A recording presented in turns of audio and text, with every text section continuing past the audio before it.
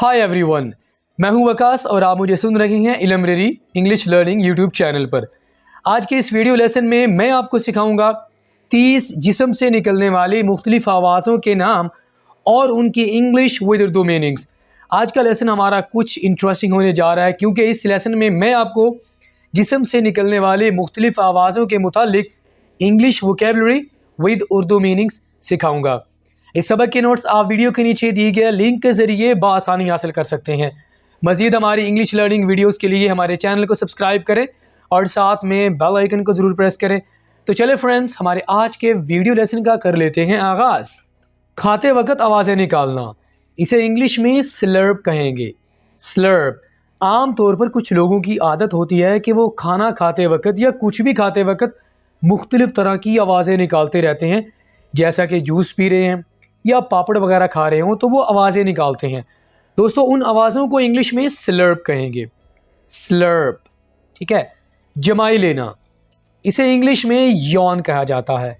Yon आम तौर पर जब हम जमाई लेते हैं तो हमें ये सजेस्ट किया जाता है कि हम अपने मुंह पर हाथ रखें ताकि आवाज़ ज़्यादा ना निकले। तो जमाई लेना भी एक तरह की जिस्म से निकलने वाली आवाज़ है जिसे इंग्लिश में यॉन कहा जाता है। स्नीज़, स्नीज़ जिस्म से निकलने वाली एक और आवाज़ जिसको हम कहते हैं छींकना। हमें इतनी ज़्यादा ज़ोर से नहीं छींकना चाहिए कि साथ बैठे वाला शख्स भी हमसे तंग हो जाए, ठीक है। तो इसे इंग्लिश में स्नीज़ बोला जाता है। आगे मूव करते हैं। पैंट कैसे बोलना है पहले ये सीख लीजिए। पैंट, इसे उर्दू में कहा जाता है थकावट से सांस फूलना, और ये सिचुएशन हमारे साथ तब होती है जब हम एक्सरसाइज करते हैं, थोड़ी सी हम रनिंग करते हैं, रनिंग करने के बाद हमारा सांस फूल जाता है, ठीक है। तो हमारी इस तरह की कंडीशन हो जाती है जिसे इंग्लिश में हम पैंट से, यानी पैंट वाला जो वर्ड है उसको लेकर हम डिस्क्राइब करेंगे। पैंटिंग, थकावट से सांस फूलना। आगे वाली जो साउंड है थोड़ी सी इंटरेस्टिंग है, ठीक है। पाद मारना, या आप कह सकते हैं जी हवा खारिज करना, जिसे इंग्लिश में फार्ट बोला जाता है। फार्ट, फार्ट का माना क्या होता है? पाद मारना, यानी जिसे हम नेचुरल कॉल भी कहते हैं, ठीक है। नेचुरल कॉल का माना तो होता है वाशरूम वगैरह में जाना, लेकिन उससे पहले जो आपका जो रीह होती है, जो हवा खारिज होती है, उसे इंग्लिश में फार्ट बोला जाता है। हैरानगी से सांस फूलना, गैस्प, गैस्प।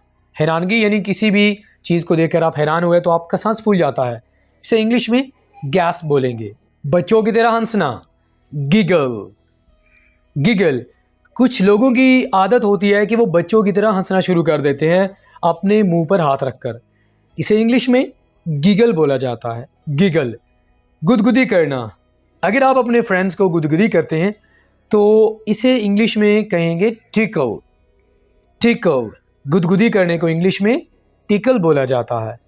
सीटी बजाना, इसे इंग्लिश में विसल कहेंगे। विसल। यहाँ पर दोस्तों आपने टी के साउंड को आपने प्रोनाउंस नहीं करना, इसको हम साइलेंट रखेंगे। विसल, विसल, सीटी बजाना। मुंह में गुनगुनाना, कुछ लोगों की आदत होती है कि वो मुंह में गुनगुनाना पसंद करते हैं, लोगों को अपनी आवाज़ सुनाना पसंद नहीं करते कि कहीं उनकी आवाज़ को नज़र न लग जाए। बहरहाल मुंह में गुनगुनाना भी एक तरह की जिस्म की आवाज़ होती है जिसे इंग्लिश में हम कहा जाता है। हम का माना क्या होता है? मुंह में गुनगुनाना।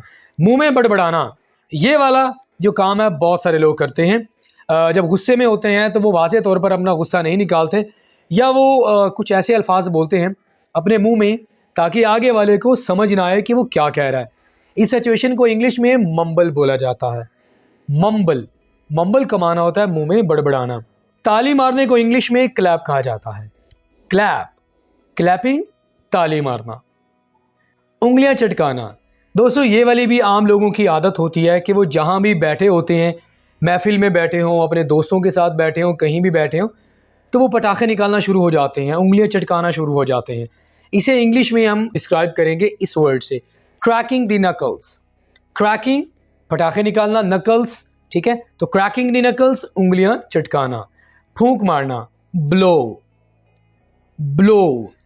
तकलीफ की आवाज़, ग्राउंड, ग्राउंड। आमतौर पर आपको कोई चोट वगैरह लगती है तो आप तकलीफ में आवाज़ निकालते हैं, जिसे इंग्लिश में हम इस वाले वर्ड से डिस्क्राइब करेंगे, ग्राउंड। परेशानी से दांत पीसना, grind the teeth. Grind the teeth. गरारे करना, गार्गल, गार्गल। गरारे करने को क्या बोलेंगे इंग्लिश में? गार्गल। गला साफ करने से जो आवाज़ आती है उसे इंग्लिश में कहा जाता है क्लियरिंग द थ्रोट। आप गला साफ कर रहे हैं, जिस्म से आपकी आवाज़ निकल रही है, तो इसे इंग्लिश में कहा जाता है क्लियरिंग द थ्रोट, गला साफ करना। दांतों से चबाने की आवाज़, इसे इंग्लिश में क्रंच कहा जाता है, क्रंच। ये वाली आवाज़ तब निकलती है जब आमतौर पर हम पापड़ वगैरह इस तरह के खा रहे होते हैं तो हमारे मुंह से या दांतों से चबाने की आवाज़ आती है, उसे इंग्लिश में क्रंच कहेंगे। खाने से पहले होंठ खोलना या बंद करने को इंग्लिश में स्मैक द लिप्स कहा जाता है, स्मैक द लिप्स। नथों के जरिए जोर से सांस लेना, इसे इंग्लिश में स्नॉट बोला जाता है, स्नॉट। गुस्से से आवाज़ निकालना, ग्राउल, ग्राउल। दोस्तों, ये वाली आवाज़ इंसान नहीं निकालते, बल्कि एनिमल्स की यह खसूसियत है कि वो गुस्से में आवाज़ निकालते हैं, और इस वर्ड के ज़रिए आप उनको डिस्क्राइब कर सकते हैं, ग्राउल। आप किसी शख्स के लिए ग्राउल का वर्ड यूज़ नहीं कर सकते।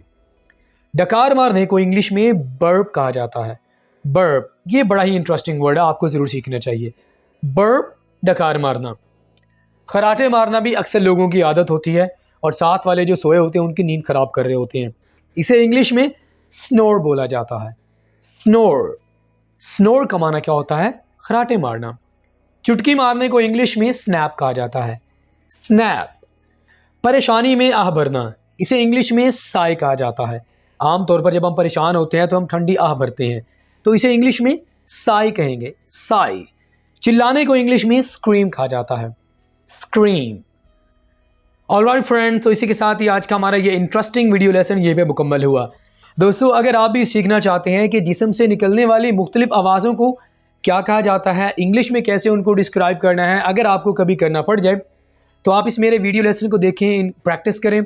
अगर आपको वीडियो लेसन अच्छा लगा हो तो लाइक करें, अपना फीडबैक हमें ज़रूर दीजिएगा। अगर आपने अभी तक हमारा चैनल सब्सक्राइब नहीं किया तो हमारे चैनल को सब्सक्राइब करें। मुलाकात होगी आपके साथ नेक्स्ट किसी और लेक्चर के साथ। टिल देन, अल्लाह हाफिज़।